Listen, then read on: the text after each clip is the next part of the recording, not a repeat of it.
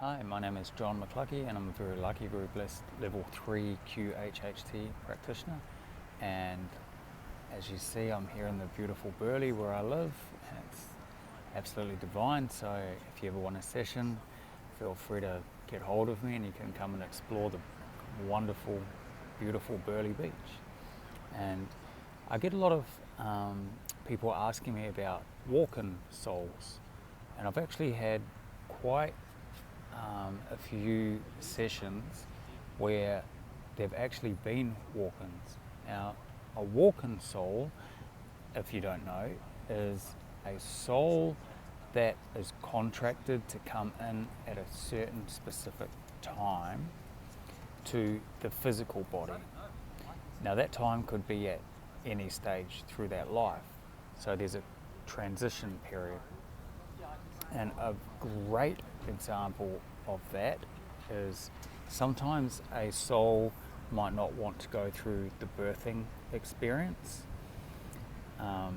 or being in utero or in the mum's womb, but another soul might be so interested, and it might be a new soul that's never done that before in the human experience. So the first soul will actually experience the birthing side of things, and then after 2 or 3 months, well, then the new soul will come in. But here's some personal sessions that I've actually had in my office that have been really, really so fascinating. I had a lady come in and she wanted to know what happened in her motorbike accident. She had a really bad one and she just couldn't remember a thing on it. So she actually hit a car with her motorbike. It wasn't her fault, it just happened, and there's no accidents in life. But so what happened was she hit the car, she went flying over the car, and as she was flying in her session, she was watching it like a movie almost, under hypnosis, because her subconscious knew exactly what was going on, and she could see her soul detach out of that experience. Another one came in, and the body hit the ground, was out cold, absolutely out cold. There was people walking around, people like rushing around, panicking, all that sort of stuff. And her soul was just watching it. So that's why she had no conscious memory of what happened. And then she was watching the scene for about 3 or 4 minutes. And then just before the body came back to consciousness, the other soul popped out and she popped back in, and from that moment on she remembered. So that was a drop-in soul just wanting that experience. So it's super, super fascinating.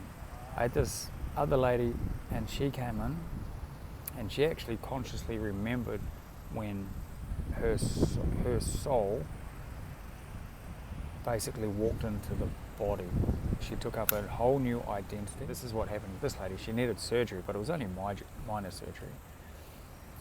But when she went into the doctor's office and saw the 2 surgeons, she said the freakiest, most bizarre thing happened is those surgeons actually turned into energy, and they were different colours. And she never knew this at the time, but she had such a feeling and a knowing that one of them was called Michael and the other one was called Raphael. And her whole demeanour just changed, and she just released and relaxed. And then after the surgery, her whole entire life just changed, and she was very much in the 3D world prior to that, and now she is very much in the 5D world. And so that was almost, people would call it, it's not a split personality, it's an actual soul dropping in. And what happens is when the soul drops in, the new one, it actually picks up on the body's DNA cellular memory, so it has memories of what happened beforehand, but they're a little bit vague. They're not so clear because they're just a memory. So the new soul has to interpret it, the story, how the new soul wants to interpret it. So there's a few drop-in soul stories, walk-in soul stories. They're very much real, and they happen a lot. A lot of the times people will actually recognize it. They'll say they're just not the same person. Such and such happened, and it's like they're there, but it's not them. That's because it could very well be, I'm not saying it definitely is, but it could very well be because another soul's dropped in and creating another experience from that moment on. And it's not scary, it's nothing to be worried about, because both souls have very much agreed to doing that. It's part of their soul contract, and it's very, very common. So I hope this clears up what a walk-in soul is, and there's a few examples that have just come through on my personal QHHT sessions, which is super fascinating, and it really clears up a lot of questions that they had about themselves.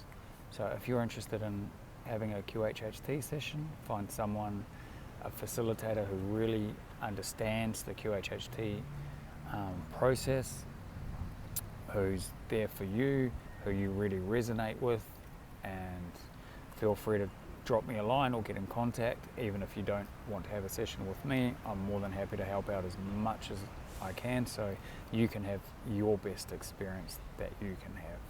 So thank you so much for watching, and I hope you enjoyed the view. It's beautiful here.